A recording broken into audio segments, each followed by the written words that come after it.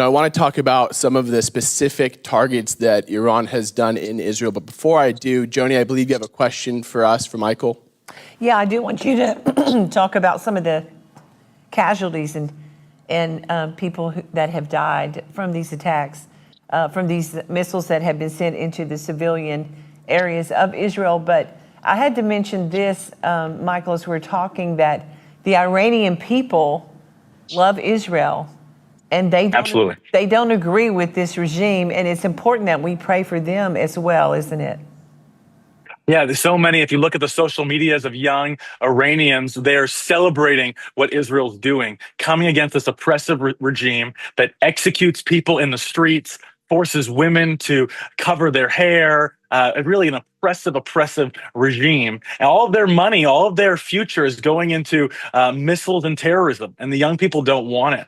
And so that's why they are celebrating with Israel. I just found out a few hours ago, Iran's now cut off the internet across Iran because there's so much anti-regime sentiment among Iranians. And what they're trying to prevent now, they're trying to prevent an overthrow of the regime. And I believe we started wanting to eliminate the nuclear weapons, but I believe we're days, maybe weeks away from overthrowing the regime, and that would reorient the entire Middle East. And we have to remember, just 40, 50 years ago, there were direct flights from Tehran to Israel. Iranians and Israelis were friends. It's this Islamic republic that takes an extreme ideology around the Quran, around Islam, to an extreme and puts it throughout its infrastructure and society. And it's bankrupt the nation, and it's oppressing its people. Israel values life so much, as you and I both know, that we are just focusing on the military regime and the nuclear scientists that want the destruction of ultimately the U.S. after Israel. But what are we seeing from the Iranian missiles, and where are they firing these? I know that you actually visited some of these locations, but how has it impacted the civilian population of Israel? Yeah, it's so important to say, we lived through October 7th.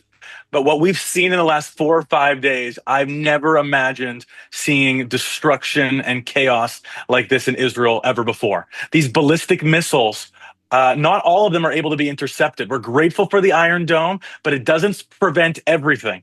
These missiles are being targeted to our population centers in Tel Aviv, in Haifa. They're hitting full apartment buildings. You can see here, I was here just a few days ago in Bat Yam, an entire 12-story apartment building with hundreds and hundreds of people. It wiped out, killing 24 different civilians all across the country. We're seeing day after day these types of direct missile attacks and hits. And this is frightening.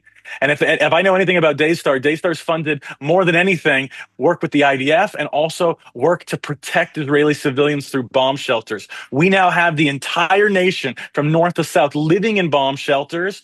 Some of them are in bomb shelters 24 hours. Most of these buildings, like the one you saw right here, they don't have any bomb shelters in the building. They only have a public shelter outside that organizations like Daystar help to provide. So they have to go down, sleep in these shelters, spend time out there.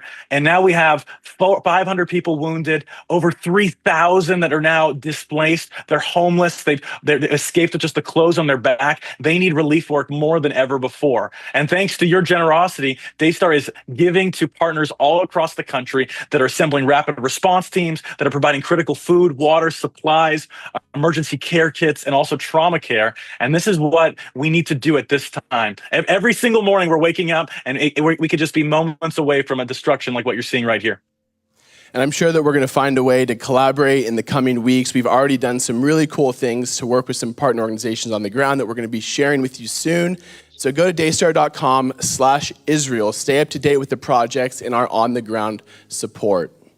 Yes, and thank you so much, Michael, for sharing your thoughts with us.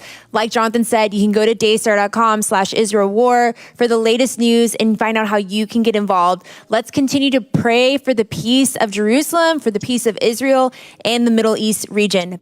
Well, before you leave, be sure to hit that like and subscribe button. Also, we would love to hear how the Lord is moving and touching your heart right now. So be sure to comment below and then share this video with someone you feel needs it just as much as you did.